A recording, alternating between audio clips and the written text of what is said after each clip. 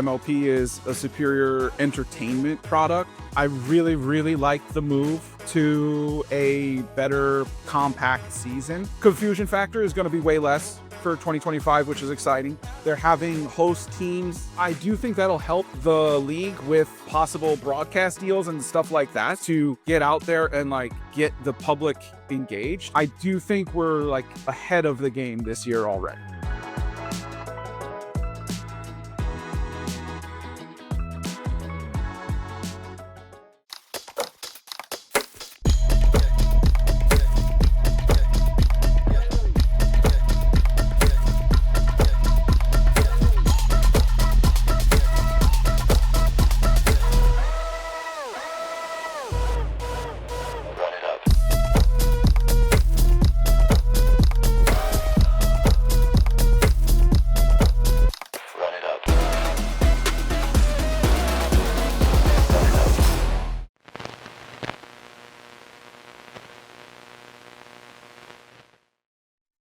Erik Tice, welcome to the podcast, Behind the Panel.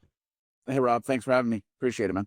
Of course, I've been wanting to have you on the pod, whether it was this one or whether it was It Feels Right for a little while now, just because you've been one of the, I would say you've been not one of that. I'd say you've been the best kind of source of information following pro pickleball in the landscape and everything that's happening. So.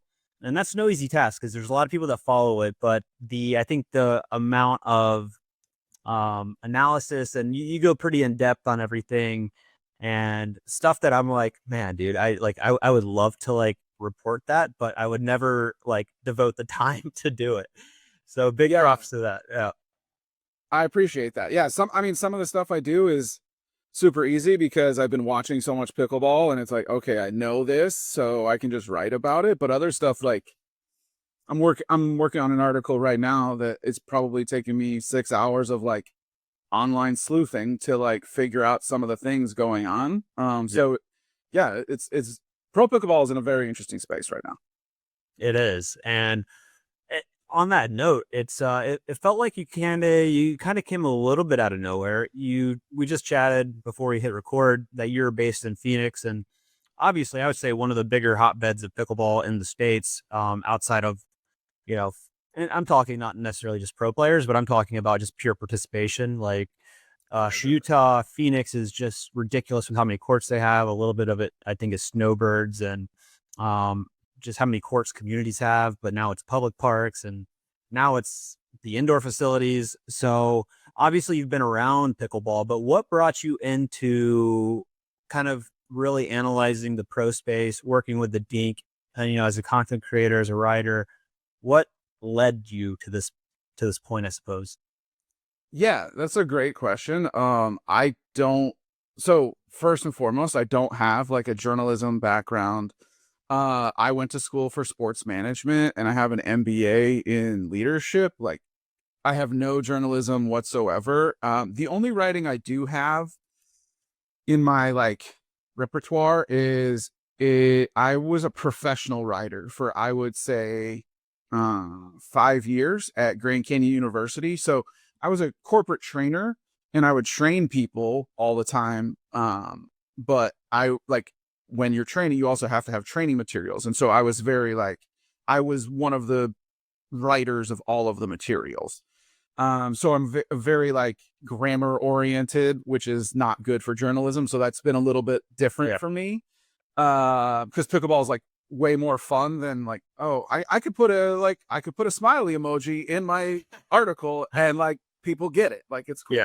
Yeah. But to answer the question, so I love sports. Like I grew up in upstate New York and pretty much any sport you could watch, I watched. And I will say this too. I love team sports. And so like I don't know anything about tennis. I never played tennis. Unless it's outside of if it's outside of the top 10 players in the world, I probably don't even know their name. Yeah.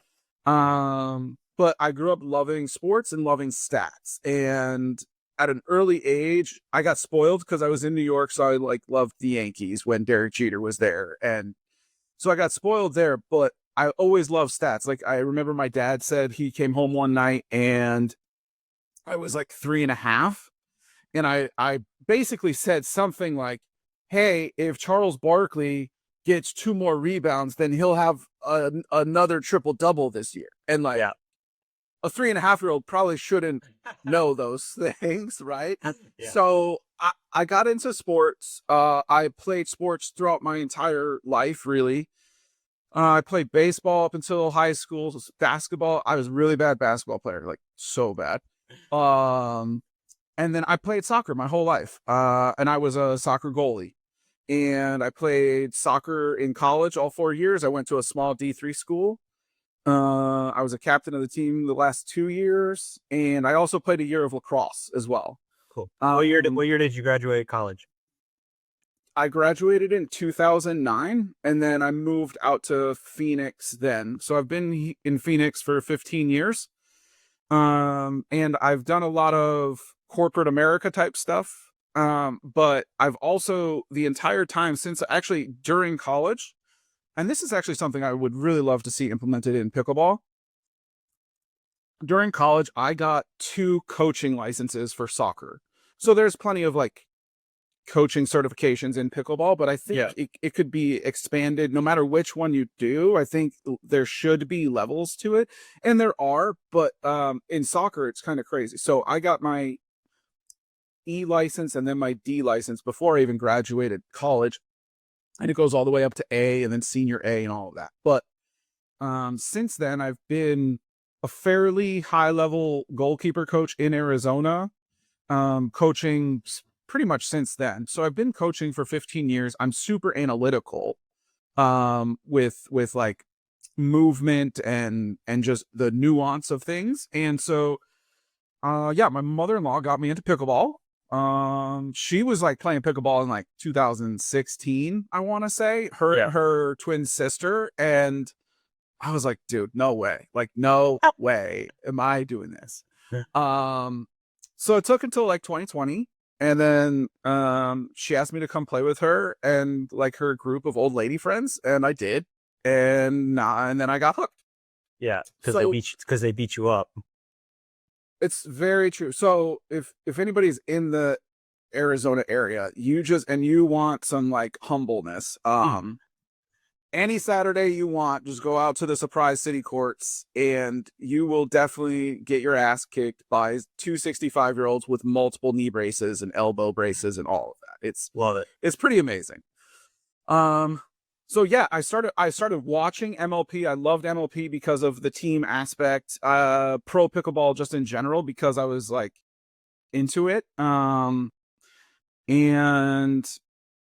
I forget when, but it's probably close to 2 years ago now. I was like, there was something happening with MLP. I think it was like maybe the season 1 draft of 2023. And like, I think that was just when Josh Gartman's stopped doing as much on his blog. Yeah. And I was like reading and writing, or I was reading and watching a whole bunch of his stuff. And I was like, this dude is like really good. And like, it gives giving me like an actual sports information. Did I lose you? We're good. I'm back. Yeah. You're back. And just Okay. just a heads up, like we'll have like Selkirk will edit this, clean it up. So let's not stress about like if there's gaps or anything like that. So they'll edit this out. I would say typically even like if it's even if it seems like you're frozen, keep talking, because on the actual recording it'll come through as pretty clean. I don't know how they do that, but it'll come through clean. And if I don't catch enough of it, I'll just ask you and you can say it again. But we're all good. Like last I've heard was Gartman was really good at what he was doing. Oh, It's yeah. kind of the time he stopped. Yeah. So yeah, Josh was doing a really great job in like providing real sports analysis that I was kind of used to from the team aspect. And then the draft was happening, or I don't remember exactly when it was, but I just was like, I know I could write an article about like 5 challenger guys that could go up, or 5 premier guys that could go down or something. So on a whim, I started writing. I wrote like 2 or 3 articles in like, and just left them. And I was like, man, maybe somebody would do, I don't know. And then on a whim, I just emailed Thomas and I said, hey, I don't know if you're interested in any of this content, but here's an article I wrote about an upcoming draft or something. Well, And within 2 days, he was like, dude, I love this. And I just published it. And I was like, what? What did you just say? So, and then I just kept doing it. So it wasn't like super consistent at the start, but like this year I told myself I really wanted to be consistent. So I pretty much every single pro tournament that existed this year, I can think of one that I didn't do, but every other one I did a tournament preview, a tournament recap, and then I probably did like 15 player profiles, which were super fun. Yep. And I've also done a whole bunch of analysis type of articles in MLP. And those are the ones that I'm typically like pretty impressed with, because like you're digging into like statistical like analysis and stuff, which isn't just like, you can't, like you mentioned before, even though you're watching a lot of pickleball, it's easier to write about, but it's not easy when you have to dig into like real stats and real analysis in terms of that stuff. Because like I'll talk about pro pickleball all day of like what I saw, like what I watched, what I observed, but I won't go into the statistical stuff where I have to like do like Erik Tice level research. Yeah, so I mean, because I like the stats and the numbers, it's fun for me.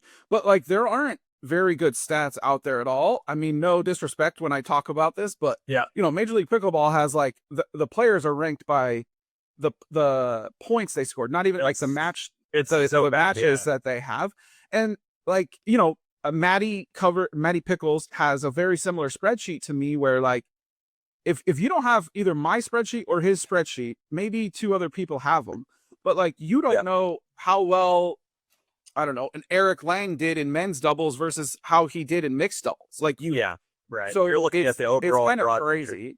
Yeah. Yeah, and so, but it was very easy for me to like make some statistical Excel sheets, because I was like, as I'm writing about these events, especially in MLP, I'm like, man, I really wish I knew blah blah blah. So then I just started keeping track of, but like, I guarantee I'm the only person in the world that kept track of every single Dream Breaker point this year. Like, I would go back and I would watch every single one and would be like, okay, Annalie got 3 there and the other person got 1. Yep. Tally it up. Every single event. So did you find any interesting takeaways from going through that Dream Breaker analysis that maybe people that are familiar with MLP, have watched MLP, would be surprised by? I'm trying to think right off the top of my head. Maybe somebody that's historically doesn't play singles in tournaments but performed really well, or vice versa, somebody that's a very, very good singles player in tournaments that performed very poorly. Got it. Okay, 1 second. Yeah. Oh, I love it. Just pull up the spreadsheet. Unbelievable. I have it. I know. It's ready to go. Beautiful. Let's see here. What are your thoughts on, as you're pulling that up, off the cuff, what are your thoughts on, we've talked about kind of statistical analysis and kind of how it's lacking in the game. Real Clear Stats has done what I feel like a pretty good job from the get-go in terms of following MLP. A little bit of the frustration is, well, one, because I feel like when I was playing MLP, for example, I would have not necessarily great win-loss records, but from Real Clear Stats perspective, in terms of my performance, it would be like consistently top 5 in the league out of both genders. But my win-loss record wouldn't reflect that, whether it was just, a thing of partnerships, a team thing, whatever it may be. So I found that super useful, but I don't think that it had really gained traction with other people, like whether it was GMs, whether it was owners, whether it was other players. It didn't feel like they would really consider that or take that into account, when in my eyes, it's like, okay, well, if they're tracking how this player plays, like on a really granular point level, on speed ups, on counters, on errors, on winners, etc., forced errors, to me, it was really granular and really telling, but it didn't feel like it gained traction. Yeah. You make a really good point there. A couple things that I think of when you say that. First of all, not everybody in pro, especially MLP, not every GM is like super analytical. And if you put too many numbers in front of somebody, it's like, I don't know what's going on. So I do think I've talked to Ben at Real Clear Stats about this, and I do think um if there are those people, they need some sort of buffer. Like I feel like I'm actually a pretty good buffer just because of Ben has done a really great job, and sometimes he helps me out with my articles, and we've partnered together where like for example, when the Flash beat the Fives in the finals, right? Like he had all this analysis done, all of that like statistical analysis, that the in-depth stuff that you're talking about, he had that done the next day.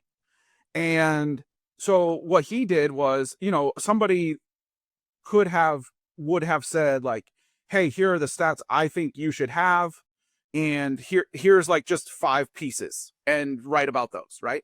But Ben was like, listen, here's all of my stats, all of the stats. I'm not going to tell you what to write about because I want you to find those stats and things that are important, what you think help tell that storyline. And so I think Real Clear Stats is super duper important on a player by player level and a team by team level, because the best example, and obviously pickleball, especially MLP, is recency bias, right? But let's use an easy example of this year, like Zane, right? Zane's on the winningest team in pickleball in an MLP during the regular season, right? But if you look at his like win-loss percentage, it's not good. It's not good at all. He's talked about it. Like that was the game plan for the team. And so if you're a GM who's just looking at like a win-loss from last year, or even points for, points against, and you're not using some sort of individualized stats to tell you what the actual story was, then you could be, and obviously Zane is like the most extreme example. Sure. But even if you're caught on a above average team with like one of your partners, you and that partner don't click as well, your stats could be pretty bad pretty quickly. And then all of a sudden, I think that the Real Clear Stats needs to be implemented by a lot more teams. If I had any suggestions, it doesn't seem like it costs that much to get like great statistical analysis on players. And sometimes it's not going to be like, oh my gosh, this is by far the best player. But if you're choosing, and especially GMs are usually choosing between, hey, I want this type of player. Yeah. Maybe it's a right side guy and we're in the 3rd round or whatever. Obviously that's not going to 28 in a real draft. But we have this player versus this player, and we know this and this and this. Mm-hmm. Yeah. It'd be nice to have a little bit more in depth versus like, oh, this person made it to the semis of last week's tournament, and we should pick that person instead of this other person who statistically has had a much better performance over the long term versus kind of the recency bias, like you mentioned. Or maybe we don't pick somebody that has a really high duper that we've never seen play before, like last year. In 2023, that happened a couple of times, and I was like, I have over 300 people at least 300 players in my like analysis in my Excel sheets. This person is not in them one time. I don't think that this is I don't think this is a good idea. Yeah. But it is interesting when you go, like, even with how MLP was kind of structured this year, where you had at the end of the year, we saw a bunch of fill-ins, a bunch of people opted out of not playing because maybe they hit their contractual obligations in terms of events played, etc. One thing that I always find interesting is that at the premier level, you can have, let's call it really honestly, like fringe challenger guys, challenger or not even on a team, that can go into premier and perform just fine. And we see that, like, I've seen that so many times where it's like, you have a random guy that wasn't even on a challenger team. He's playing premier now and he's holding up just fine. What do you think about that? And what do you think attributes, is it the rally scoring aspect? Is it that it's harder to get, like there's no switching, because you're staying on your own side? Like what can you attribute that to? Honestly, I know this is not the direction you want to go, but I would attribute that 100% to the player pool, right? Like on the guys side, you know, let's take, I don't know, let's go from the 15th best guy down to like the 50th guy. It's a small gap, smaller gap. It's a very small gap compared to the same thing on the women's side. 100%. So yeah, it's just depth and the margins are so small from 50 to 15, honestly. Right. And the other thing is this, like the one that stands out to me that held up the best in terms of like going and playing on a premier team. I think there was 3 guys right off the top of my head. It was Roscoe, Blaine, and Anderson Scarpa. Those are the 3. Maybe there was more, but whatever. Those are good examples. Yeah. Scarpa probably did the best, I would say, when he was in premier. And he is super versatile, right? Like he's not just a left side guy. He's not just a right side guy. He can dink all day on the right, but if you want him to play the left, he can, and he's good. He can get bigger and mixed. Like, he's got a full skill set. Whereas somebody that maybe is drafted challenger might have been drafted challenger for a very specific reason because you're partnering with so-and-so and we need this skill set. But they're after challenger, there's still plenty of guys out there that have a fuller skill set. And I see it all the day in the up and coming game. I'm sure you see it when you're playing. Like, there are guys now that want to be right side kings. Yeah. And then there's like guys that are like, okay, I'm super athletic, I'm going to stay on the left. But then there's also a mix of like, okay, I'm just going to learn to be the best pickleball player I can be. Sure. And I don't know if one of those ways is right or wrong. I think every player has to find that for themselves. But I think that's a good way to get drafted, right? Like, being a specialist could be good, especially once MLP moves to a larger roster. I don't know when that'll be, but if that were to happen, a specialist may work, but also that like all like the, what's the word? The all around player, I guess. Sure. Could also have a really great role, because then it's like, okay, they can fill in anywhere. Options. Yeah. 100%. Hey, have you heard of the new Play More app? No, what is it? Basically, the Play More app is like a stress-free scheduling app for pickleballers. So I don't know, we've struggled a lot in group text trying to organize play. You'll set it up and somebody will just like the text. And I'm like, does that actually mean you're coming or not? Yeah, and it's like, you never know how many people you have, like what rating they are. It's kind of annoying. It can kind of just be a nightmare to try to organize groups because group texts are just not fun. So basically, the Play More app lets you send out invitations. You get an RSVP list. If somebody doesn't show, there's a wait list that will actually like put somebody right into. No way. Yeah, it's really cool. Dang, that's awesome. What's it called? It's called the Play More app. So you should download it at the App Store, or you can go to getplaymore.com if you want to look at it online. That's interesting, because with MLP, like historically, you've been like, okay, we want to really get very specific with each role in the team. Like, we want a very specific right side player in men's that can also play decently on the left and mix, but we need them to be very good on the right side, which a lot of guys are, just play the left, just play the right. And then it's very tough to get that mix point because they're not used to playing the left. So we saw it a little bit with the hard eights, right? And mixed, like that was probably their weakest point, but very, very strong in men's because they had very specific roles. And, Erik's playing the right in men's a lot. So he's playing left. He's playing less on the left side, which, of course attributes to, just not having the reps on the left, even if you're playing Mitzler time. Whereas in Max is, super athletic, playing the left in mixed and men's. So a little bit of an easier transition. But yeah, I don't quite know. I think moving forward, well, if the rosters get bigger, right? Like, I think you would want to have a little bit more of a specialized, whereas in like a smaller roster, you want a little bit more of a well-rounded player that can fill in a couple spots. But if the rosters, goes from 4 to call it 6 or 8 or whatever, then you can have just like a right side king that just is really, really good on the right and men's, maybe not even plays mixed. You have another player that plays mixed. So I like the bigger roster aspect of MLP and where that might go, because I think it creates a lot more interesting storylines and scenarios of like how to plug in players. Right. Yeah. For example, in the playoffs, although I love the playoffs and I love the 2 out of 3, for the most part, I would say at least 80% of the mixed matchups were the same from From from match one first to match match two to yeah. yeah.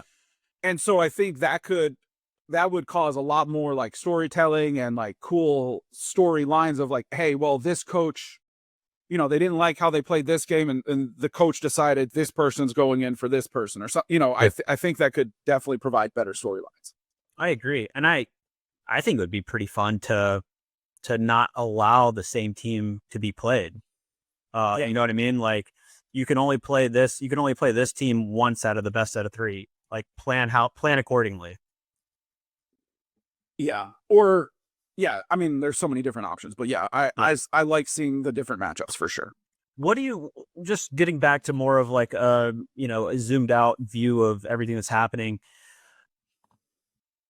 Obviously you like team sports. I've always been a huge advocate of, I think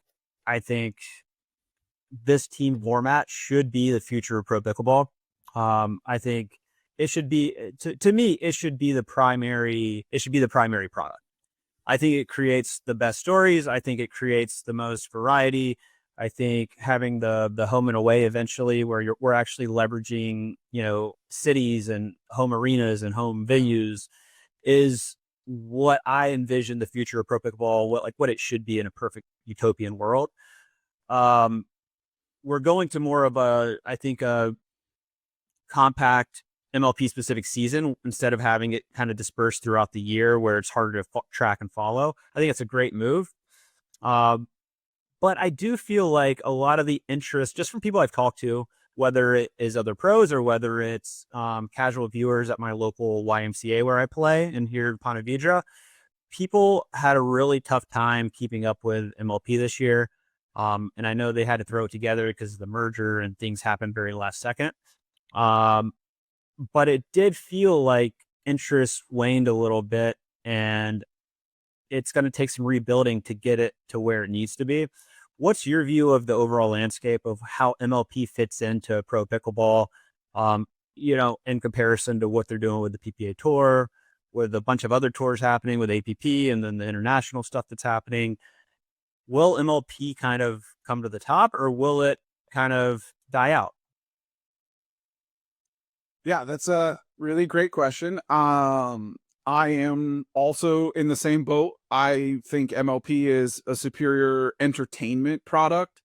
And so I really, really liked the move to a better compact season. Couple reasons. First and foremost, like you said, it was difficult to follow, right? It's like play one MLP. Well, not everybody plays one MLP event. 15 teams play an MLP event, and then the next week we have PPA. Then we have a PPA slam. Then we have a break. Then we have another 15. But some of the 15 did play, but now they don't play. And like and then very quickly, I think it was me and Real Clear Stats, like when we were after like the second or third event, I was like, okay, this team has played 12 matches and this team has played 3. Yeah. There is no way the general public will understand what's happening unless I do a points per match. Yeah. And like we basically forced MLP to put that stat in so that they could find like who is winning actually. And so it was very confusing. It was confusing for me. I cover every single event. I know like it was like, what is going on right now? Yeah. So I think confusion factor is going to be way less for 2025, which is exciting. I also love the timing of it in terms, and now I know MLP is not like actually competing with the NFL for viewership or the NBA for viewership. I get that, but the summer is a dead zone for pro sports in general. It's basically like we're competing with baseball. And nobody's watching regular season baseball. Not really. I try sometimes. I try too. It's not. It's like okay, well maybe I'll just come back when there's 10 games left in the regular season and then there's a playoff race. But that middle of the season, early like spring training, at like the home openers, the first month's exciting because you got to kind of see where everybody's stacking up. The last month's exciting because you see where everybody's ending up. But that middle, like you're absolutely right. That middle period of summer is like it's tough to watch. And so, I do think that'll help the league with possible broadcast deals and stuff like that. So Yeah. all of that I think is great. I also think it's great that they're having host teams in those cities host those events. I think that puts an onus on the owners themselves and the teams to get out there and like get the public engaged in this a little bit more than just a general MLP marketing team could do, on an individual basis. So I really like the direction MLP is going. If it definitely felt like it was kind of by the wayside last year just because of the timing. And people talk about that all the time about like, oh, the merger and the timing, and it's just like a known thing. But I just want to touch on that specifically, right? Like the merger happened, I think, in like March of 2024, right? So that means, and they ended in November. That means they had 7 months of, first of all, MLP didn't know if it was going to exist. So it probably wasn't booking locations, right? Couldn't. So now we're in March and we need a location in May, well, 2 in May, 2 in June. And all of a sudden now it goes from, we're not scheduling anything to, we need to book large venues that can seat 1,000 people in a 6-month span and try to cut costs as much as we possibly can. Like, that was they were starting way behind the 8 ball there for last year. And I do think we're like ahead of the game this year already.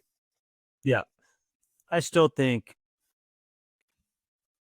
the pickleball would be a much better place if MLP just operated independently and did their own thing. But it didn't happen, and we're not there. But we see. Do you? Okay, wait. Let's back up. Yep. If you're saying if the merger didn't happen, yeah, I don't know, because if MLP didn't have the PPA signed players, I don't know what the product. No. Obviously, it's a good. I'm saying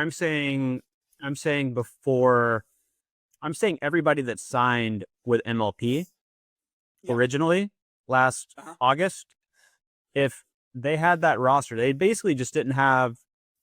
Honestly, they just didn't have Annalie and Ben. Nobody else really mattered. Like I say, nobody else really mattered. Great players, but in terms of the deal, in terms of the viewership, in terms of watching, it was kind of inconsequential. And MLP had everybody else. They had Anna Bright, they had Rachel, they had James Ignatowicz, they had Riley, they had JW, Dylan, they had everybody. They just didn't have Annalie and Ben. So in terms of the product, I think the product would have been just fine. And what would PPA have done? They would have just watched, Annalie and Ben cruise to every single final. Like, how boring would that be? So I think if MLP had that product with those players, easily a superior product, easily Pro Pickleball is in a better place in terms of viewership, in terms of what the product could have been. Obviously, incredibly hypothetical because we'll never know. But I've always said it. And I think in a perfect world, you have MLP as the premier product, and then you have another tour running tournaments alongside it, and players aren't exclusive to MLP. If there's no conflicting dates, there's no conflicting, commitments, they play the tournaments. And viewers get best of both worlds. They get to, cheer for their favorite teams, and then they get to watch their favorite players play in events and tournaments when they're not playing in the team events. Yeah, I agree completely. I'd love the model to be, I think Zane talked about it, but I'd love the model to be eventually, once we get out of these contracts where the leagues are paying these contracts, right? Because that has, by the way, that has happened in multiple sports throughout like the entirety of sports. The most glaring one recently was MLS, pro soccer. They used to pay the players until they got to a point where the franchises could pay. So once we get past these deals, the league's owning the players. Right. And it makes way more sense to me that the teams have their, you structure a salary cap and all of those things you need, but the teams pay those players whatever their guaranteed salary is, and then they could go win money on the PPA tour, APP tour, whatever it is, and then it's a best of both worlds in my mind, because now you have some sort of guarantee from the team, and you can make money if you want to win. Yeah. And the other thing is, I don't mind having a ton of PPA tournaments. It's just like, if the thing is, if you're going to have a ton of them, like let's say they bumped it up to 30 in 2026, just don't make every player play every event, keep it at an 18 to 20. And then all of a sudden the mid to lower level players may win on a weekend where the top 10 don't want to play because they just played back to back on a weekend or whatever. So I don't know. I just saw that in Daytona, right? Right. Exactly. And that was so fun.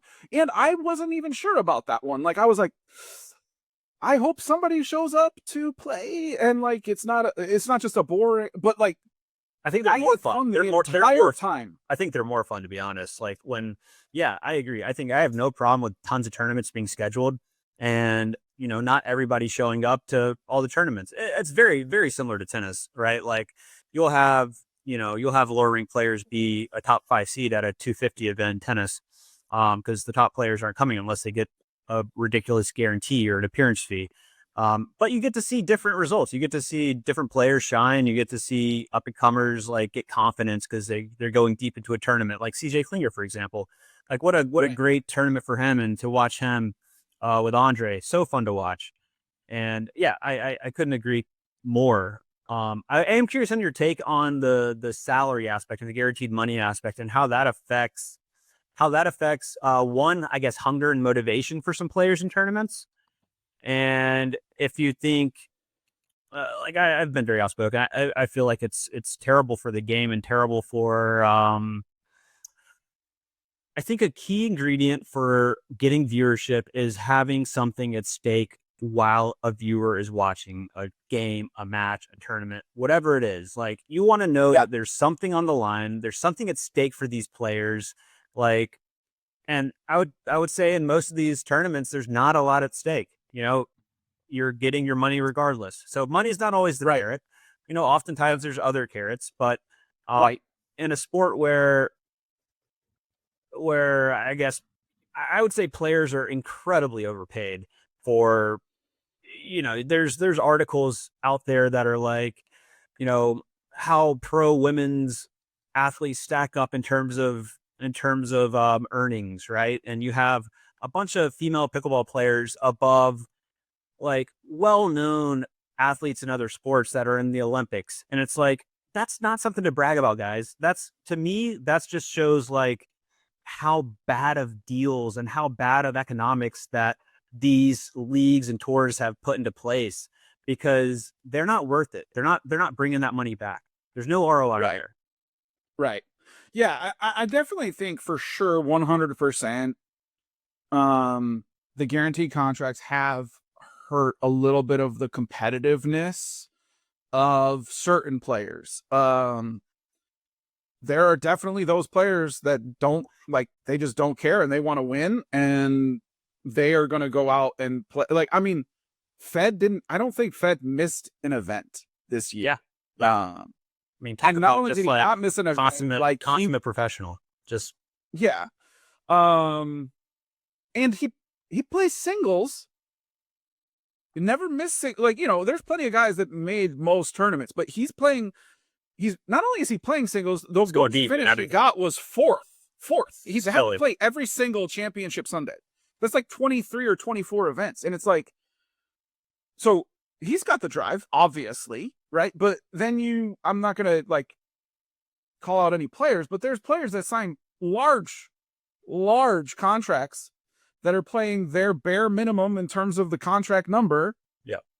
I don't think make a championship Sunday. Yeah. Maybe one or two. And it's like, okay, you're cashing in now, which great, good on you. You played the game well. For sure. Like in 2 years, what happens in a year? Yeah.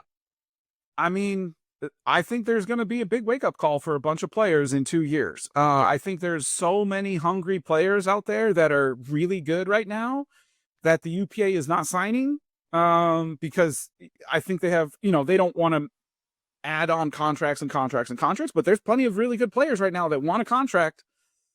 And they're going to be hungrier than some of these players that have been riding their coattails a little bit in terms of their previous success. So, I don't love that aspect of it. In terms of, you don't really see in other sports, even if money is not on the line, for the very most part, you don't see people kind of giving up in the middle of a game or something like that. And I definitely saw that a bunch this year.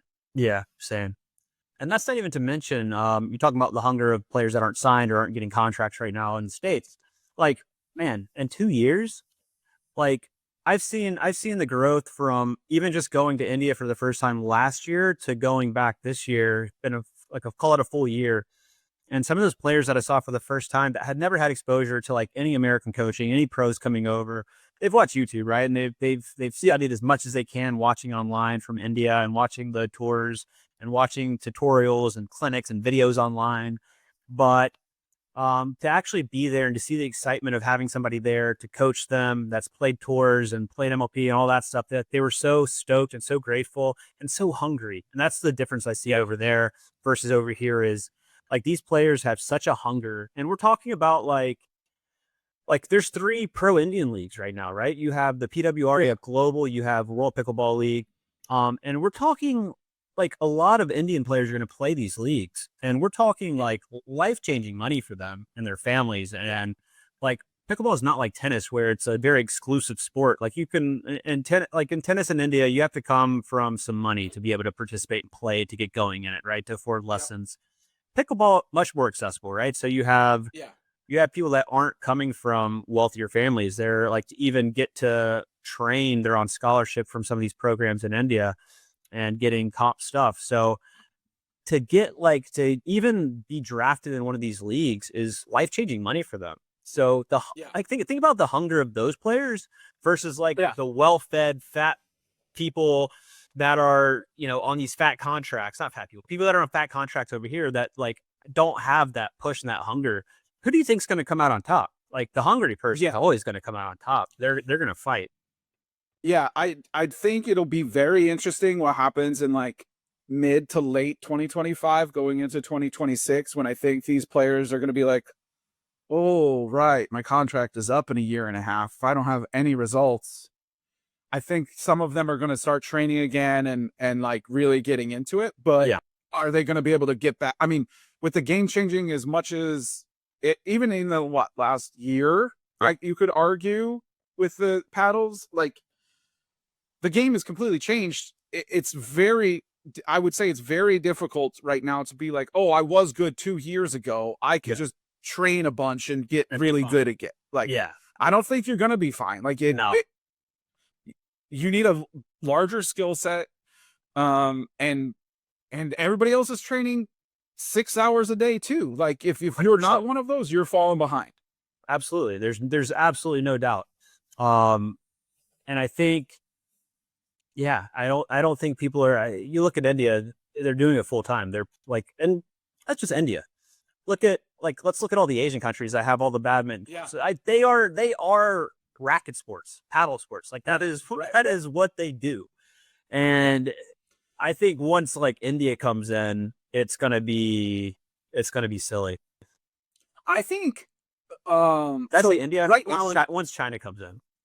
Yeah. I knew what you meant. So in Asia, Australia is probably the furthest along right now, just because they've had more experience with more coaches and all of that than India. But like the sleeping giant that no one really talks about, which is strange, is China. Like no one really knows what's going on there. I know Megan and Ryler went there and did some clinics, but like if we get China involved here, it's going to be crazy in the next 2 to 3 years. And I think they already are. I think they're just a sleeping giant that's waiting. Once they get some good players that are like high level and they start traveling, I think we're going to see that very quickly. I agree. And I think there are things happening kind of behind the scenes, of course, right? I'm sure there is. Yeah. It's China. But just to get back to your journey a little bit, what are you like? You found pickleball, you found kind of like your role in terms of providing value and content and data and stories, and you've done a great job. So props to Shafamas one for taking you on and letting you get the reach that the Dink has, because I think that's been super valuable. What's your goal within pickleball? You personally, not kind of the landscape, but like you're creating content now, you're writing great stuff. Where do you see kind of your future in pickleball? And is it a full-time thing? Is it, where do you hope to land? Good question. I don't really know where that lands because pickleball is changing all the time. Needs are changing all the time. I've been a guest on a couple of podcasts. I would like to make that more regular, whether I get my own podcast or something like that. I think I really enjoy writing about the tournaments and previews and recaps and stuff. But I think, Zane did a really good job of like, I'm going to hang my head out of my apartment and do a 2-minute video on what happened this weekend in a PPA. And I was like, that's easy. Like I could do that. So I don't know. I would like to get my face out there a little bit more just because I think that helps the reach for sure. Yep. So I'd like to start doing some more podcasting, maybe my own, then see where it goes from there. I love it. We'll have to have you as like a regular chime in on It Feels Right, because like the one thing Adam and I lack is specifics and like actual data. Like we'll talk about like what happened this past weekend. We'll get the wins and losses right typically. But we won't have like in-depth analysis. Like Adam's watching every match. He's commentating most matches. So he has a very good sense of like what's happening on court, what the patterns are, what's happening.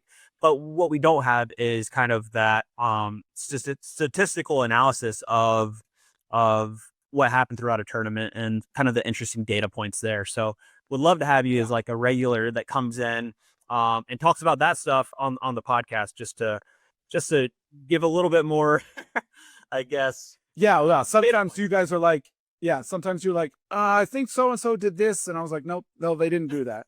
But yeah, I'd love to join. Anytime you guys want me, I'm happy to join. Yeah. Just in terms of getting your face out there, like I think that's somewhere we could absolutely help. And you'd bring a lot of value that, you'd bring real data instead of made up data. Made up. I mean, hey, I'm half the data I make up too. So we'll love it. Well, thank you so much for coming on and sharing your story and your takes on where pickleball is and where it's going.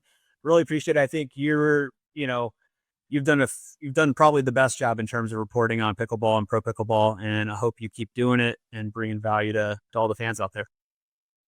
Thanks, Rob. Really appreciate the time, man. Thank you. All right. Thanks, Erik.